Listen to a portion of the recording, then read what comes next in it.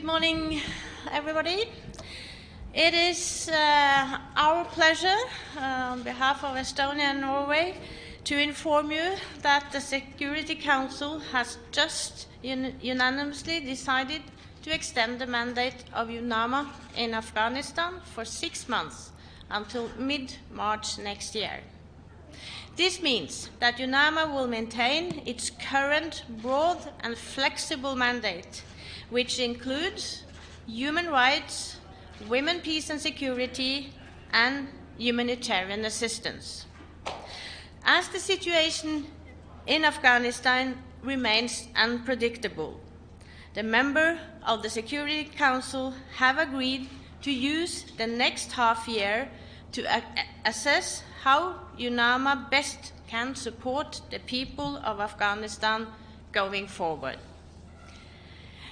In my national capacity, I would like to add that Norway has consistently engaged with the Taliban and various parties throughout the past decades, including on women's rights.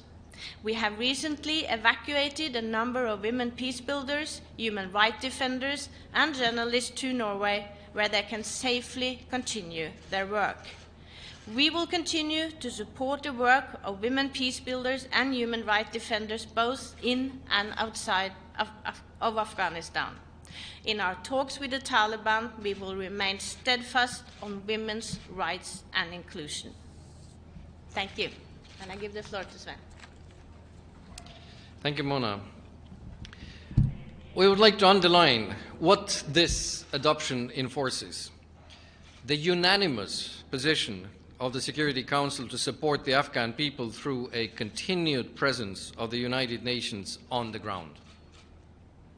We have also reiterated our expectations for a new government in Afghanistan that would be inclusive and representative and would uphold human rights, including for women, children, and minorities.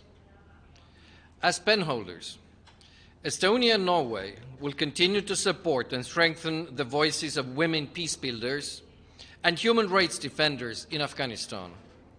Afghan women are pillars of society and must play an essential role in building sustainable peace and stability in Afghanistan. Finally, and as you know, the people in Afghanistan are affected by a growing humanitarian crisis.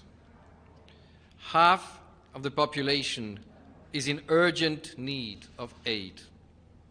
We applaud the international community's commitment this Monday to scale up humanitarian funding, but it is also critical to ensure that humanitarian assistance, in particular women humanitarian workers, will have safe and unhindered access throughout the country.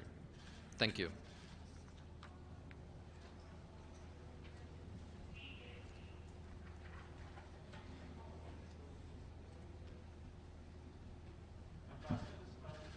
When you were doing the negotiations, your first draft had another mention of women and children and the idea that the Secretary General, or women and girls, the idea the Secretary General would report on that specifically.